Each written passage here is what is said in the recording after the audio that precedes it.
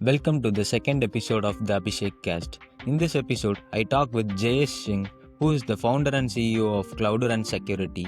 We dive into his journey from a small town and college life to discovering cybersecurity through community, where the spirit of jugaad felt like a natural extension of hacking.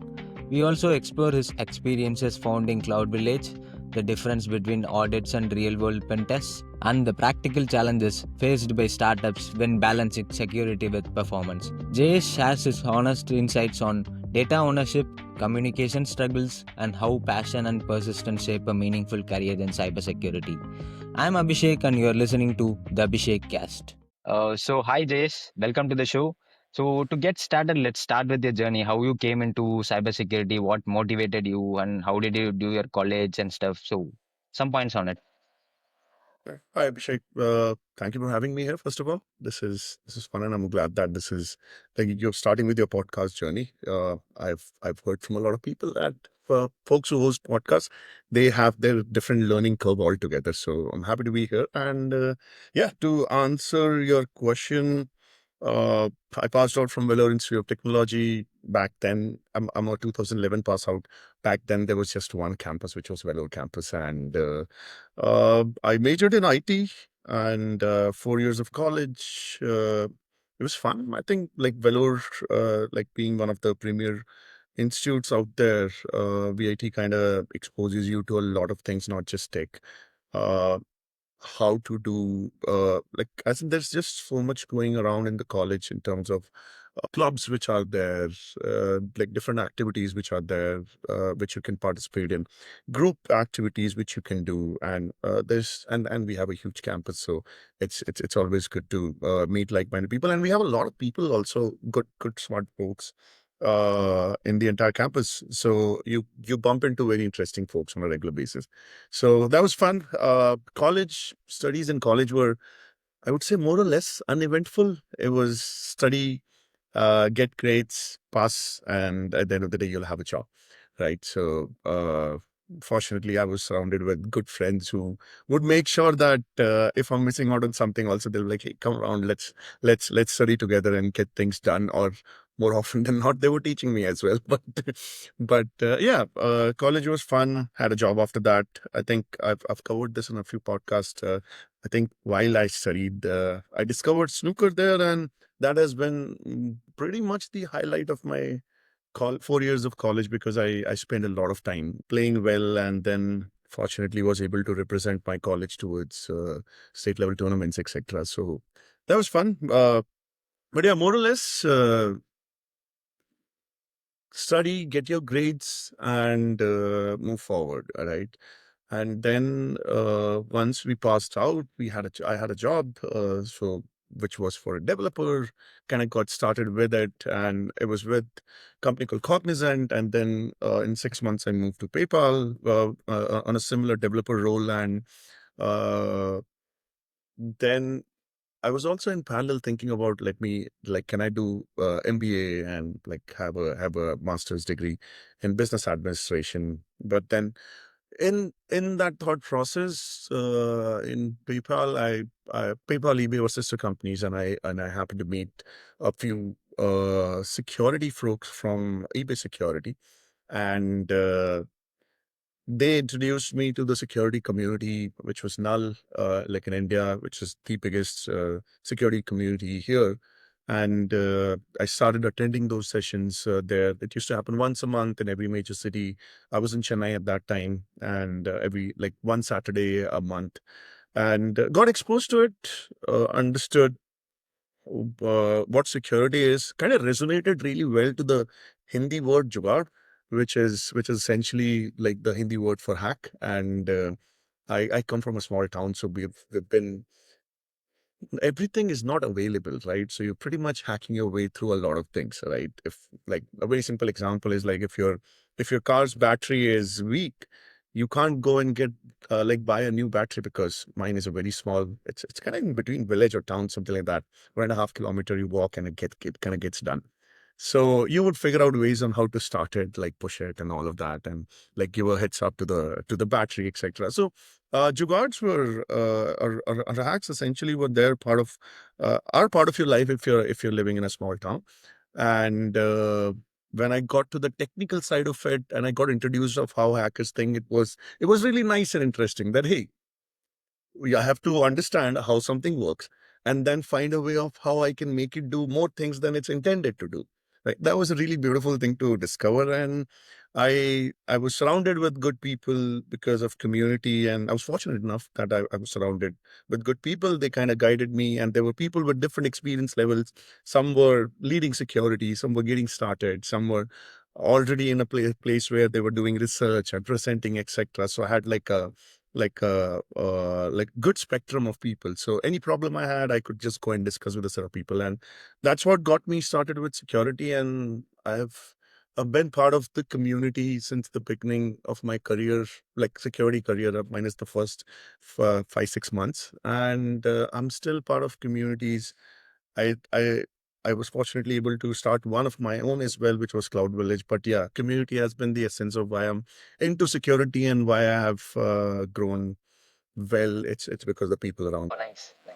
So, since you talk a lot about communities, right? So, when we take people in point of view, like not everyone is comfortable with talking with everyone, and we need some kind of guts or some kind of confidence to go and talk with people who we don't know and who are more technical than us, like who people who have more knowledge than us.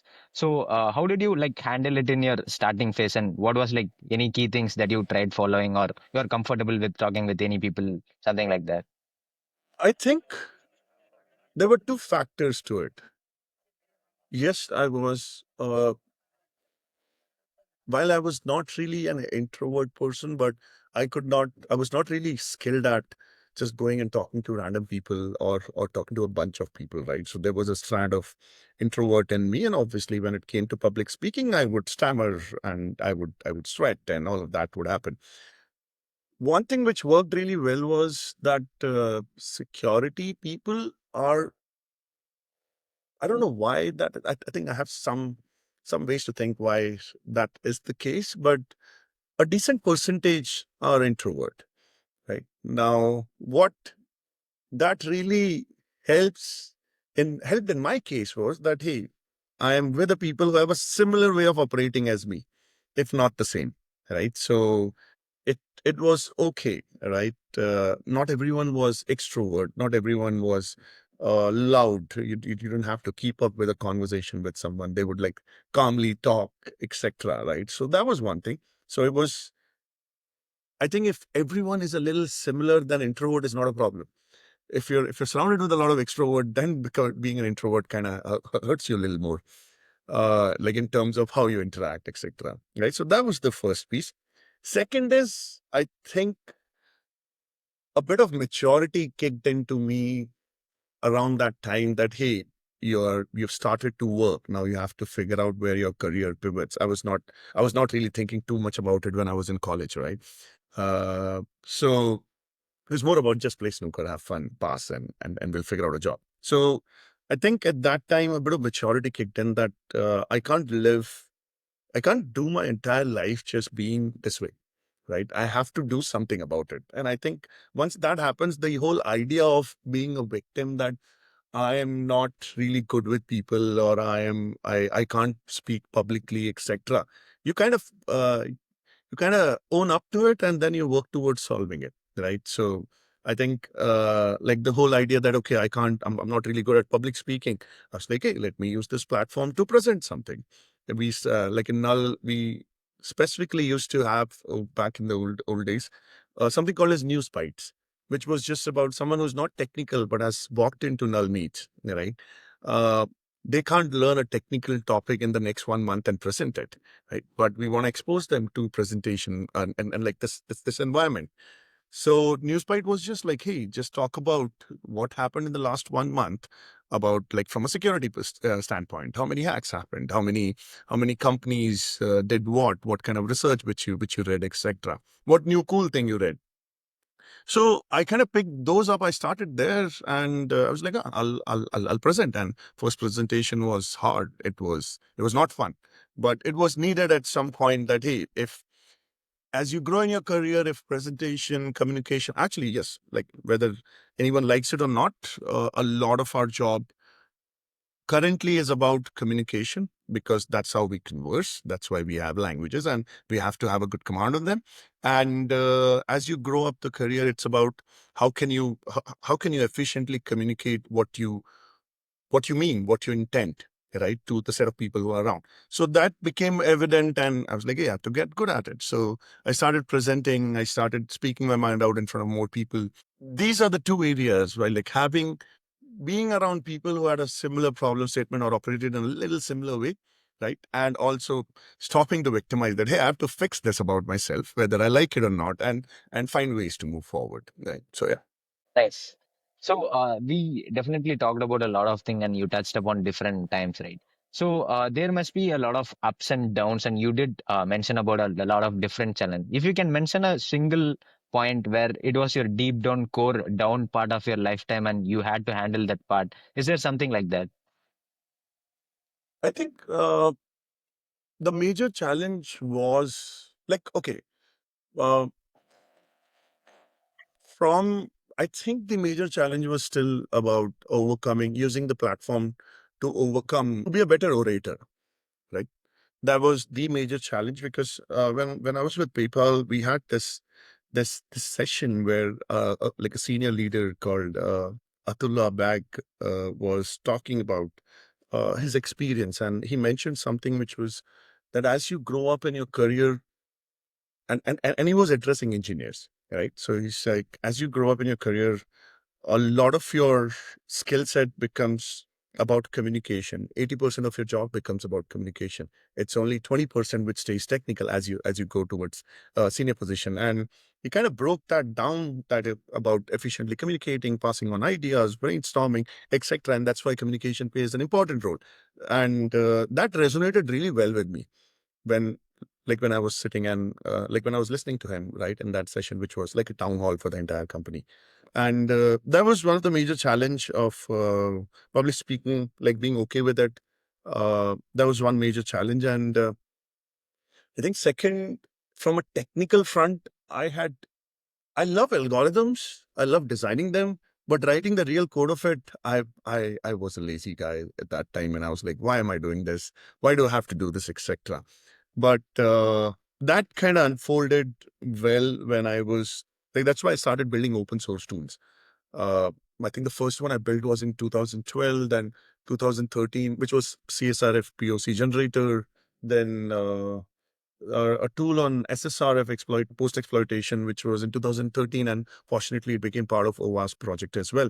So that was my hack towards it, that hey, let me build open source tool, because at the end of the day I'll be solving some problem, right? Well, and because I had the mindset of algorithm with like being good with algorithms, and I was a developer at the end of the day, right? Whether I like coding or not, that's a different story, right?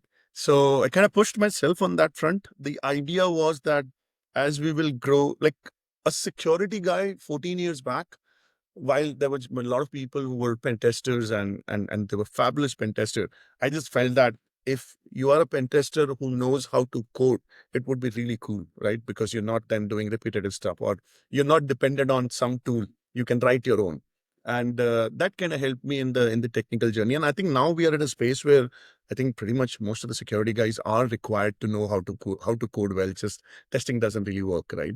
But going through that journey helped me build better teams as I grew in my career, right? Because I was not looking for pen testers when I was taking care of product security. I was looking for security engineers who could code, who could test, who could think like a developer on how to fix things.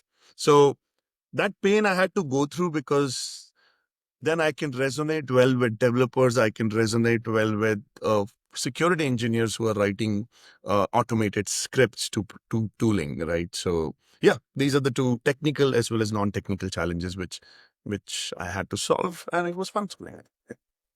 That's nice, nice. Like the point with coding part, right? So it really when I did my first internship, that was on backend developer part. So I was just writing the backend part of it, and I was never doing the front end part of it. And to be very honest, like I was like kind of freaked out with CSS, like how to handle that and different stuff. Like we had to handle that for different screen sizes and stuff, right?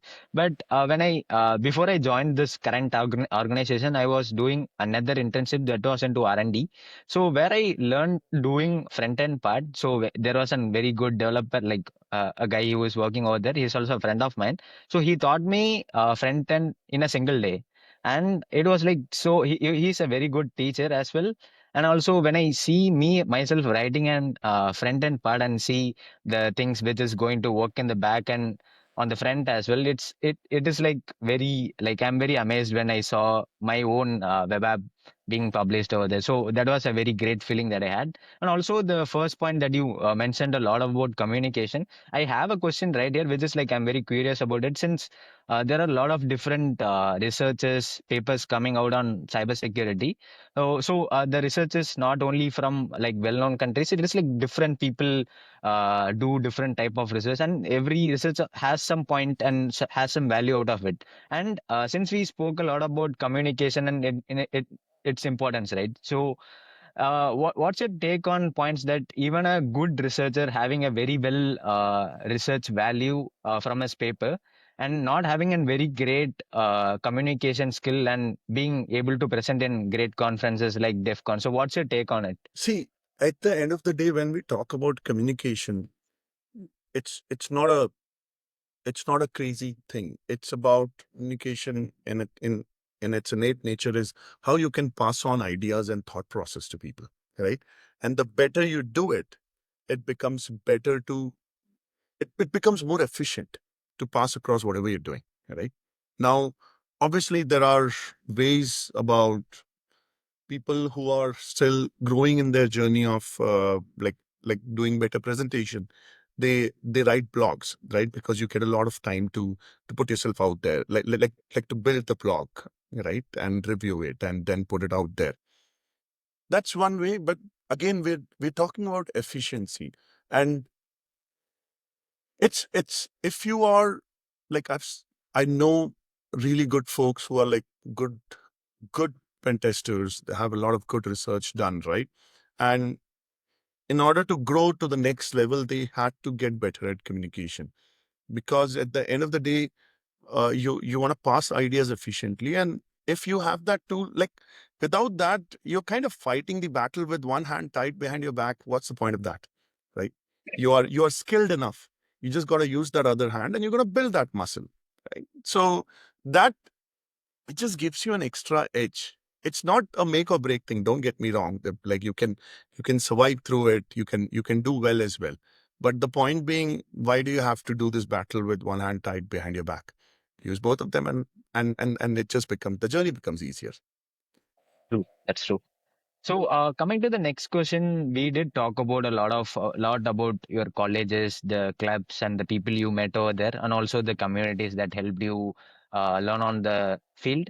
And also, just to touch upon this, so since our college curriculum has a different set of subjects that's been set up, and when you just align that with the part of work which you're doing right now, is not going to 100% align. Maybe it could be around 10 or 20%, which is going to help us like understand how consistent we should be, even though if there is like some setbacks out of it. So it makes us handle all those things. So how do you see about the curriculum that you studied in Vellore Institute of Technology? And also since you are an CEO, right, so you'll be hiring a lot of people when there is an requirement. And how do you see the requirements when you are trying to hire an intermediate person or an fresher? So how do you see that? From a curriculum, just to take that question first. See, I passed out in 2011, which is like around 14 years from now, right? So, and I started my college 18 years from now.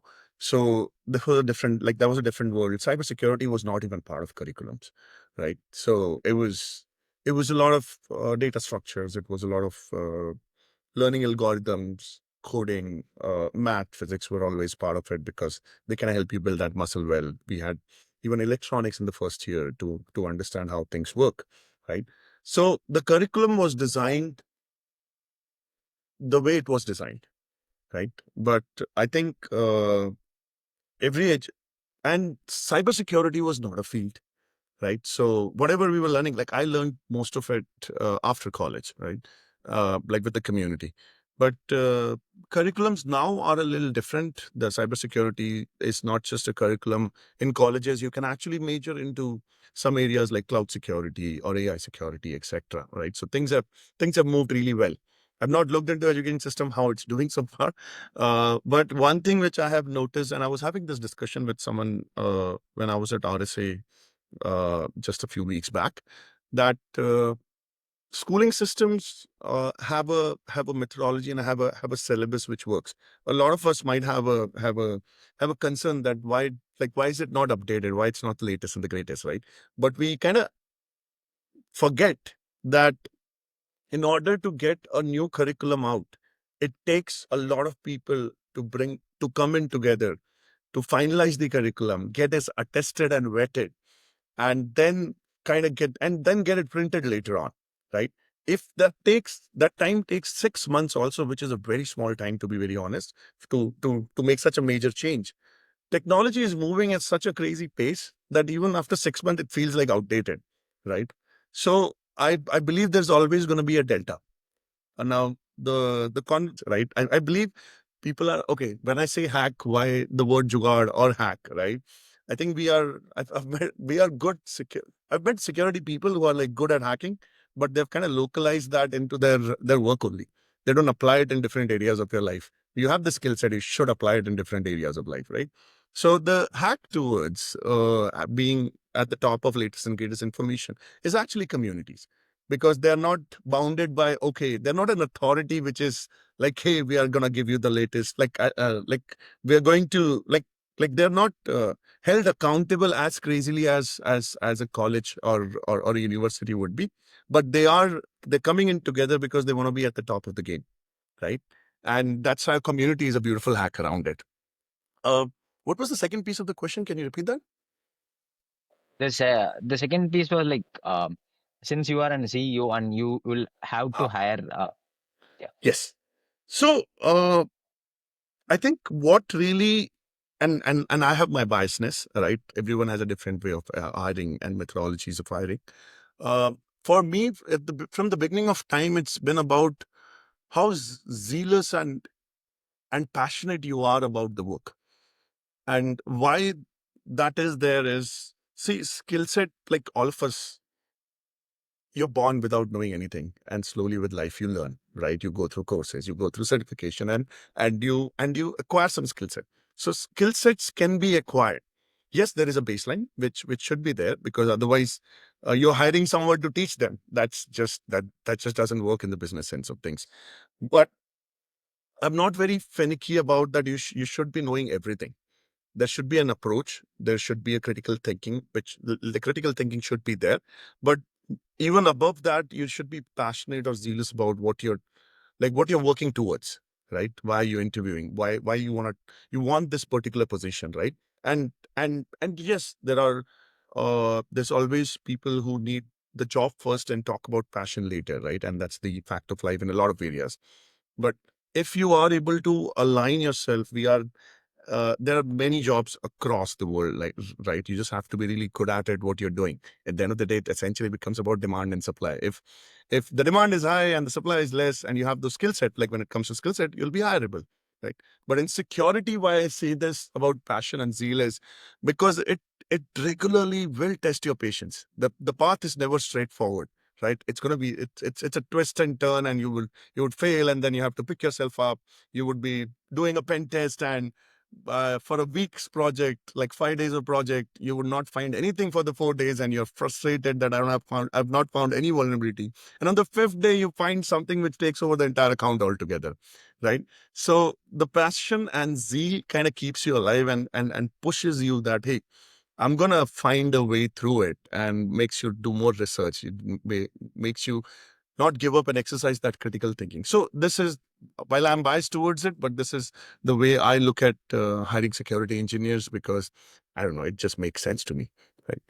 all right, all right. It's a lot of great information. So let me just take to an next part of the section. So which is going to be about DEFCON and Cloud Mhm. Village. So since you are the Yeah. founder of Cloud Village, so how does it work and how does it go? Yes. So Cloud Village is a community which we started 7 years from now. In 2013, 18, I came across villages. I was presenting in DEF CON, and 19, I started Cloud Village because it just made sense that there is nothing around cloud security in terms of villages. So this was opened up. Initially, we were trying to wing it in the first. Like I was fortunate enough that a few people joined me, and they're like, "Hey, let's figure this out together." And they volunteered, they got things done, and which was really nice.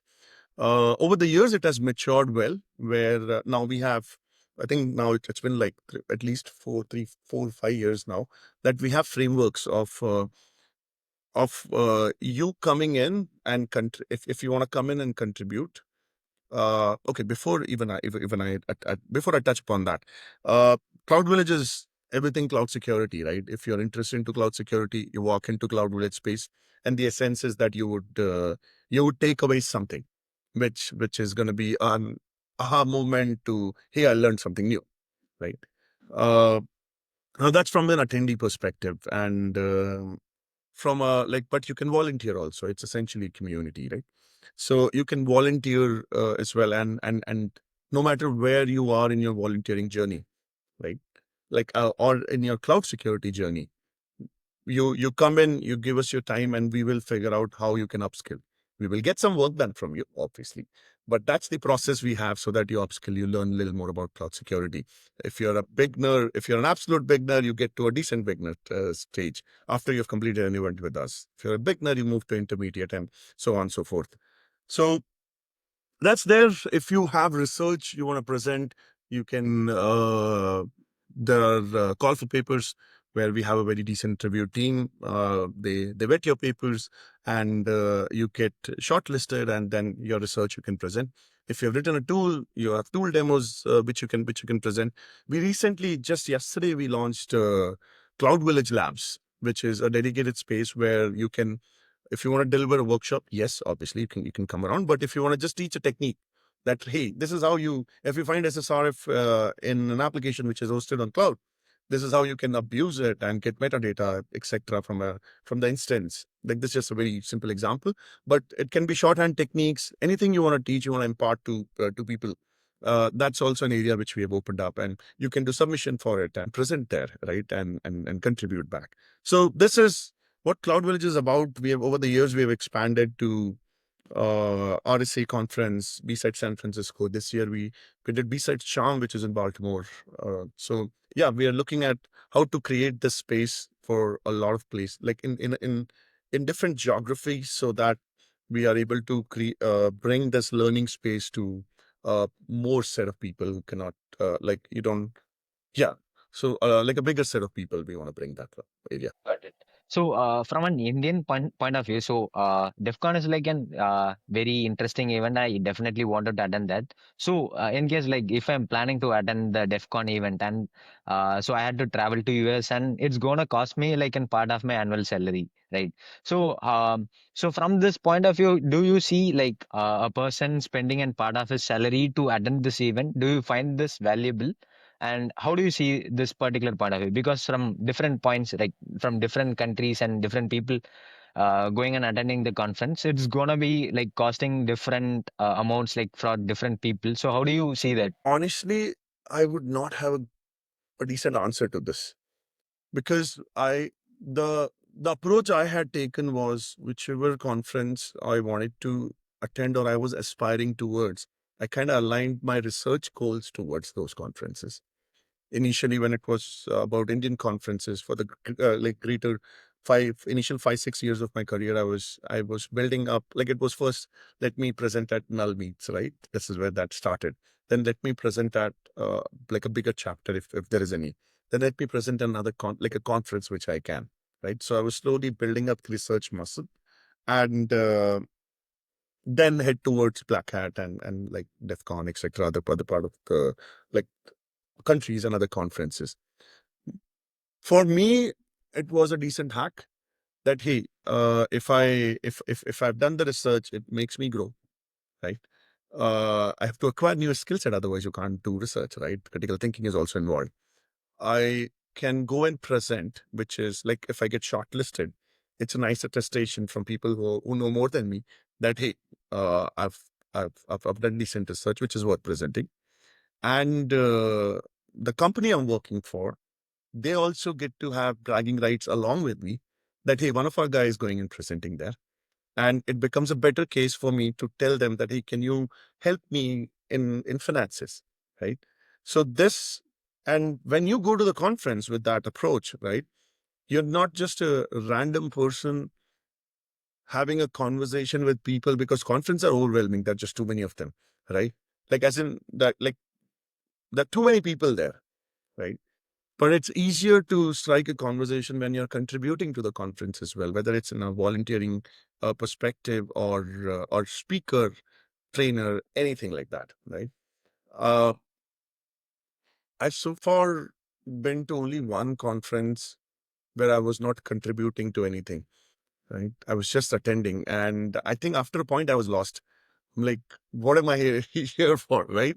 So it can get overwhelming, but that this is my answer towards pushing people or telling them that this journey can get harder of research and doing uh, finding new things and experimentation, but it is worth it because you don't have to eat into your salary or eat into your savings, right?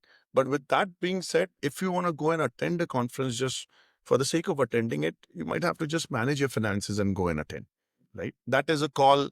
Everyone comes from different background. Everyone comes from different commitments, right? Financial commitments which they have, right? So I would not tell anyone to take a loan or crazily eat into their saving and go and attend a conference, right?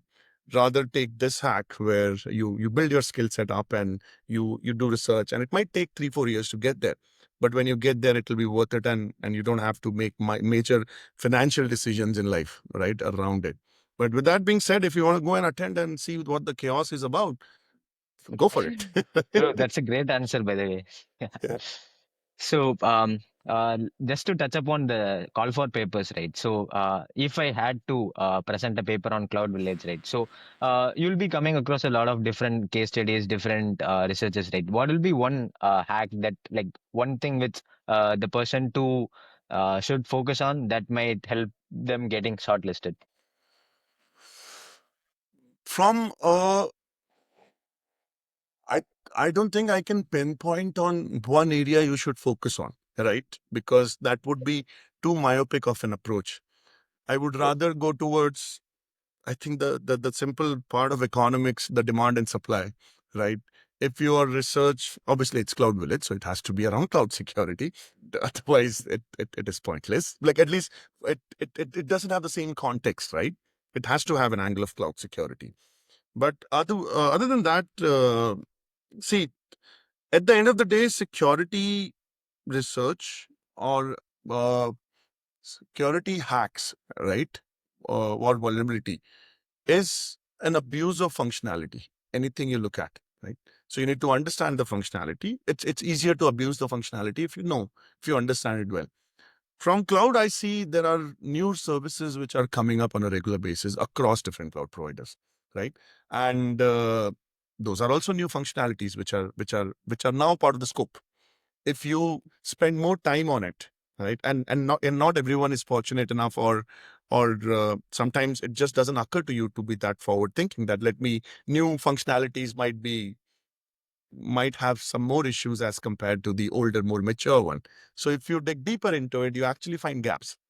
And this is like, because less people are actually tinkering with it, there is a lesser probability that everyone else would find it. Research is, while it's not a rat race or like something you have to chase, but it's the uniqueness of research is that you found something which no one had found before. That's like that's a good way to approach it, and this way you become subject matter expert of that new area, because subject matter expert is a relative term, right?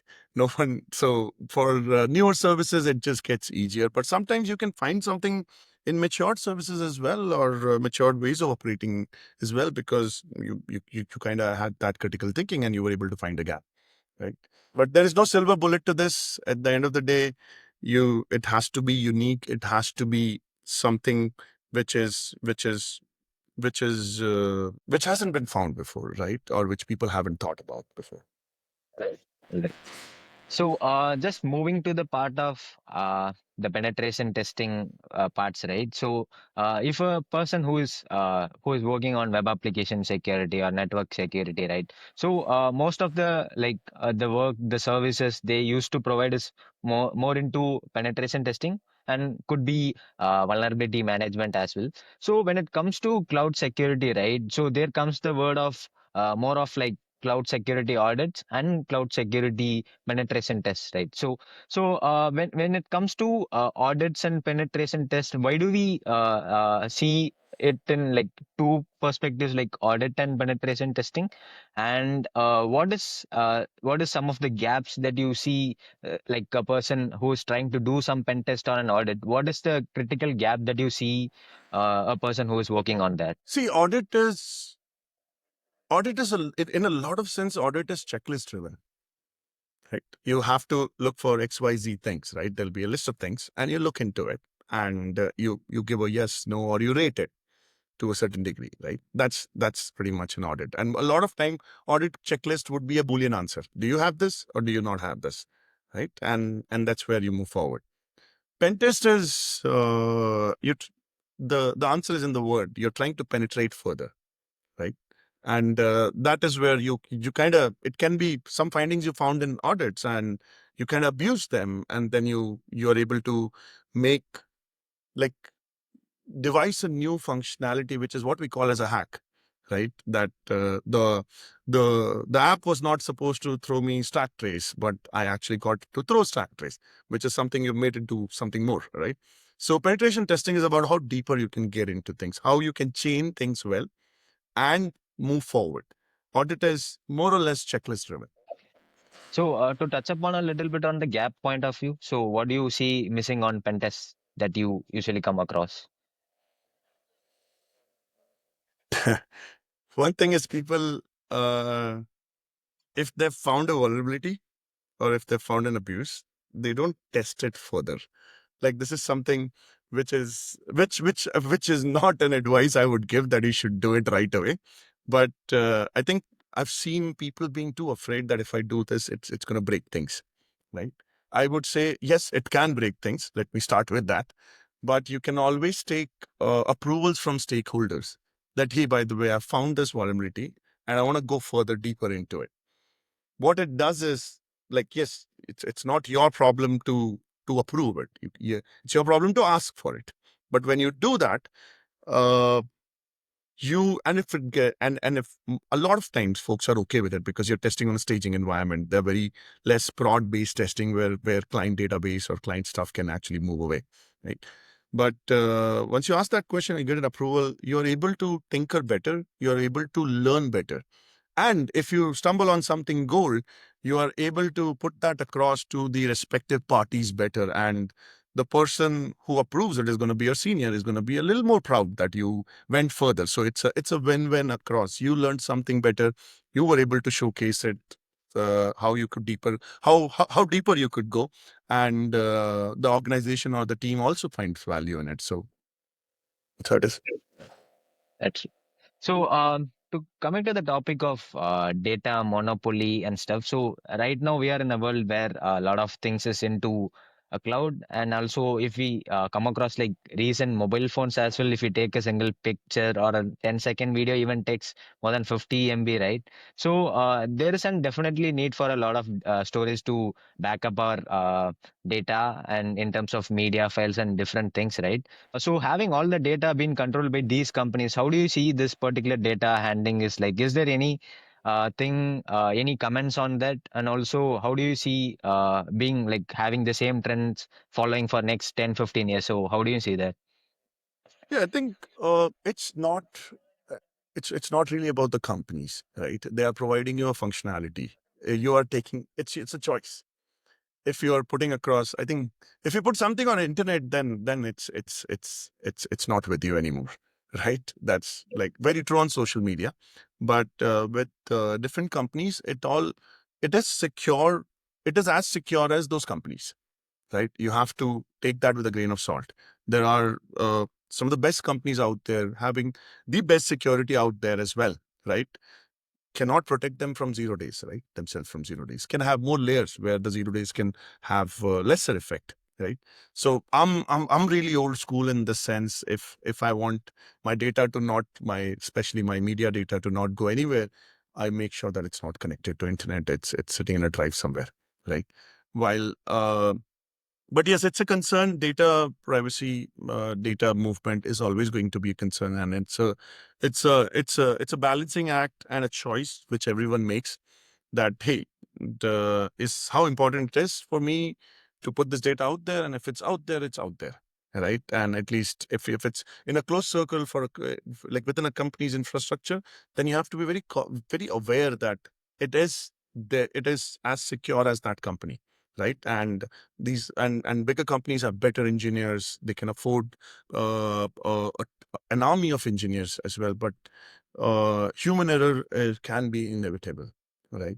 So it's just about thinking about it, taking everything with a grain of salt when you're dealing with putting data out there. Okay, got it. That's a great answer. So, getting slightly into the startup point of view, so there are different startup coming up, different solution being found right in and there, and people are mostly trying to bring up their MVP and not at all, or considering a very little bit about security. Yeah, so that's a very interesting question, and honestly, I stumbled upon it around a year back. That hey, um, if you are a unique company, like because that's why you have a product in a certain business, right? How can a silver bullet of a solution work for you? If your product is unique, it's going to be catered, like it's going to be built in a certain manner, right? And security, as I said, it's abuse of functionality. Your functionalities would be built in a different manner. Now, the solutioning has to be tailored. Otherwise, security will start dragging your company. Security work will start dragging your company down, right? It'll or at the least stop you from moving at a certain pace. And honestly, that's why I started Cloudurance Security in January, where I realized that a lot of companies either understand this problem statement or have really not thought about it, and are and security becomes a burden for them, and compliance kind of pushes them because they have to acquire clients. The clients would ask a certain level of compliance to be in place, and they push compliance in a very fast pace, which becomes very inefficient because if you don't because compliance doesn't really demand that you have to have a context of how the companies are operating, right? It's just checklist, or you have to have XYZ thing. And when these companies scale up, security then becomes a bigger problem because your security was never designed to scale up. It was just designed to get the client or to complete the checklist, right? And one of like the vision for Cloudurance Security was that we can come in and we can understand the context of how your organization operate, have that delicate balance that you don't have to fix everything to a crazy level. Okay, like close all the gates, right? And the business stops functioning altogether. But about creating ingenious solution because we have understood the context of your organization, right? And then we can have tailor-made solution. Like I've done leadership roles like CISO or like director of product security, etc. Right, and I've had leadership role in community also, so I understand the world better. And I love doing technical stuff because until 2023, I was giving Black Hat hands-on training in Black Hat Asia, etc. Saying 2022, and like, but a few trainings were there. So the idea is that security shouldn't have to be an afterthought. You don't have to just give it up.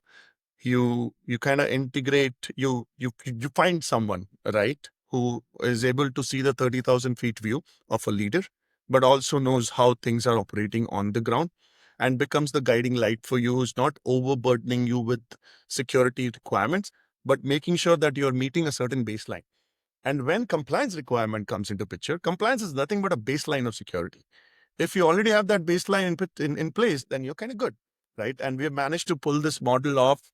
While we started in January, we have a couple of folks we're working with, right? And we have managed to pull that off with like just 2 hours of meeting a week, right? And we kind of you guide them. So you had a very valid question. And this was something which boggled me a year back. And that's why I left my fancy group CISO role. And I was like, hey, let's start this because there is certainly a gap where either security is only localized to big companies who have the budget for it, and smaller companies, small to medium companies, have kind of given up on it. And when they scale up, they go crazy. They hire really crazy amount of people.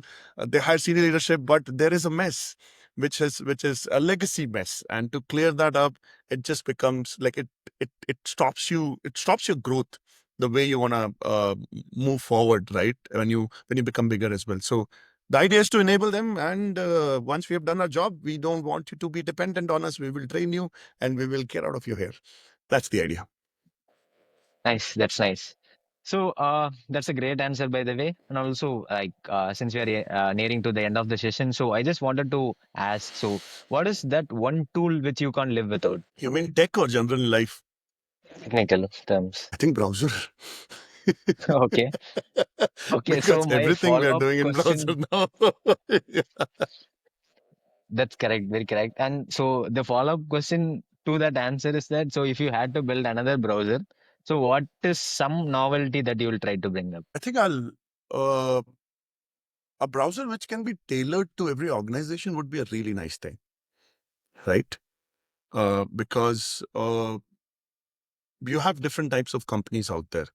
You have you have the general new companies which are coming up or barely started, small teams, etc., and all the way till you have defense and government organizations, right? And if it's tailored well, then you can actually make it a little more. You can build it as per the context, right? What is secure and what's not, right? And you can security is always going to be a layered concept, right? There's no silver bullet. We make layers, etc. Right? So you can have more layers inside the realm of browser itself. That would be nice, right? And you can question that. Hey, I can solve that with EDRs, like our endpoint detection systems, etc. But this can be a bit more like this can be uh, a better solution, I would like to think, but not questioning any other solutions out there. But since for the sake of question, a tailored solution would be really nice. Nice. That's a nice startup idea as well, right? Yeah. So Yeah. to mention, so what will be one of the underrated skill that you see in these days? Being passionate to fail, right? And Right. I'm going to elaborate a bit on it. You did something because you were passionate about it, and you did it, right? You didn't care about whether it's going to lead you to failure or not, right? And I think that's less out there. Everyone is too. I think there are more percentage of people who are not open to failing, right? And with that being said, I was also there. I just wanted a perfect world, and I'm like, I would dip my wherever I dip my hands, I would come out with success, but that doesn't happen. So yeah, being okay with that, I'll give my best. I'll leave no stone unturned, but I'll be unfazed if I fail also, right? Because I think there is either success or there is learning. There's nothing called as failure. That's true. So you would have definitely come across a lot of different books, podcasts, different research papers. Like, what is one book or an podcast or an paper that deeply impacted you on your career, and what is something that you would suggest for the folks who are coming into this field, like newer folks who are trying to come into cybersecurity? Honestly, I haven't read any security book. I've been more of a person who would like to do hands-on or see videos or blog posts, etc. Right? Uh, but yeah, I think security for me has always been hands-on learning, sitting with someone and kind of doing it. And the same goes for podcasts also. I would have listened a few of them, but not not really gotten detailed into it that okay, it kind of moved the needle for me. Uh, However, I have yeah. Yeah. From on a personal front, I've read a few books. I'm again not an avid reader. I Yeah, and definitely can't read fictional. I think I used to read fiction long back, and that too only few of them. I think the Harry Potters of the world and these kind of stuff. Lately, uh, last decade or so, I've spent a lot of time reading informational books. Like like whenever I got time. And Sapiens was a nice book. Was something which had a very neat impact on me. And there was another one which is The Art of Critical Thinking. No, one second. Let me just The Art of Thinking Clearly by Rolf DeBailey. That was really neat book. It has 90 odd chapters, 95 chapters. Every chapter is not more than 3-4 pages. So you read one and then it makes you think a lot, and then you kind of understand how things operate a little well. So it's definitely a thinker. But these two books were really fun.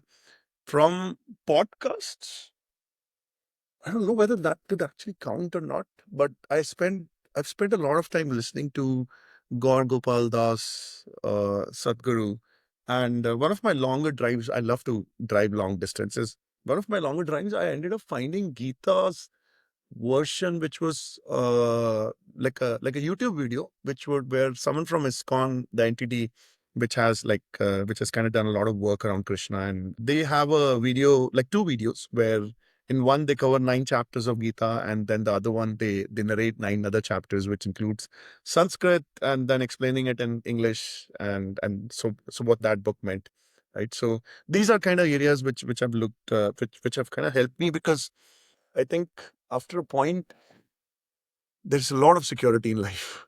So you got to find clarity in other areas. So, yeah. That's nice. That's a great answer, by the way. And also, if you had to choose an alternate career, right, apart from cybersecurity, so what would that be? Oh, yes. This question was asked to me in one of the recent, like some other podcasts as well. But uh, I think I'm pretty much going to give the same answer, to be honest. I've always been fascinated, like even before I got into engineering, or like right from the school days itself.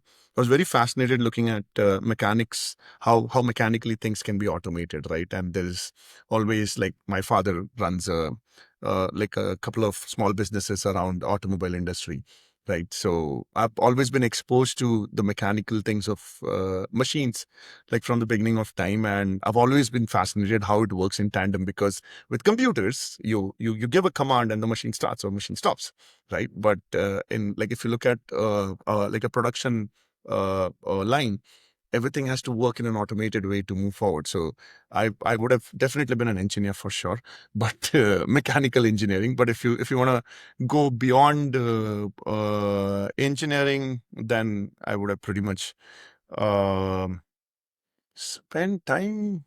I spend time doing something around driving. I have, like, I can teach. I think I can take you to places. I can do weird, interesting, non-conventional driving, right? Where if you say, like, hey, there's a car, let's climb this hill. The car is capable. We just need the driver to do that. I'll be your guy. So these are some weird things I can do. That's nice. That's nice, Jayesh. So that's all the questions that I had for you, and it was really great having you. So, thanks for spending time with me. Yeah. Perfect. Thank you for having me, Abhishek. This was fun, and I hope the journey you're on, which is of podcast, I'm sure this is going to be rewarding, and you'll have a lot of fun doing it. And I wish you all the best for the same.